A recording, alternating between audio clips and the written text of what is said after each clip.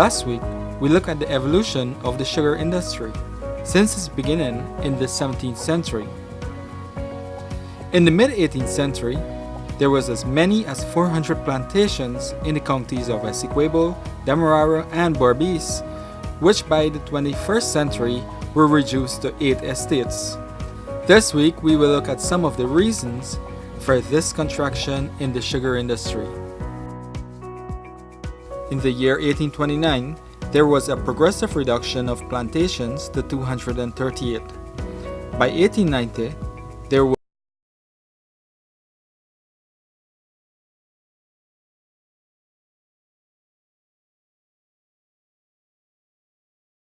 in estates, so much that by 1922 there were 39 estates, and by 1967 there were 18, and by 1976 there were 11. This was the year that the sugar industry was nationalized. After nationalization in 1978, there were 10 remaining estates. Factory operations were centralized, and further reduction in operations were done. The operations changed from 62 sugar factories in 1897 to 21 in 1928, and later 10 by 1978. The improvement in modern technology also led to the contraction of estates.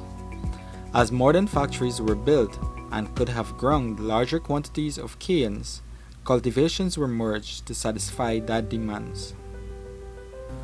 Joining us to share some of the historical information is Mr. Earl John, a former student of Queen's College who was recruited as a cadet at Booker's in 1958 and was subsequently employed at the organization's head office.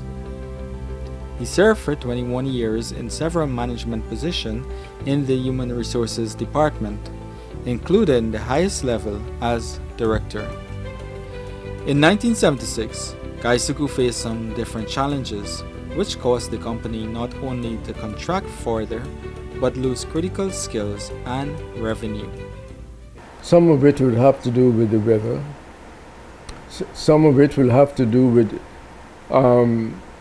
competing industries and employment opportunities developing, and the migration. Because of the depreciation in the quality of life in Guyana, a number of people migrated and a lot of the skills came out of the sugar industry. There was a time when the first choice for employment when people returned qualified from overseas was sugar the first time. And when they couldn't make it into sugar because either they didn't have the right qualification or we had a saturation of people, they had to go elsewhere. Sugar in Guyana was at one time among the largest contributor of income tax. In 1970, the corporation was recognized as the most dynamic sugar industry in the region, one of the largest sugar industry throughout the Caribbean, and definitely the first choice for employment in Guyana.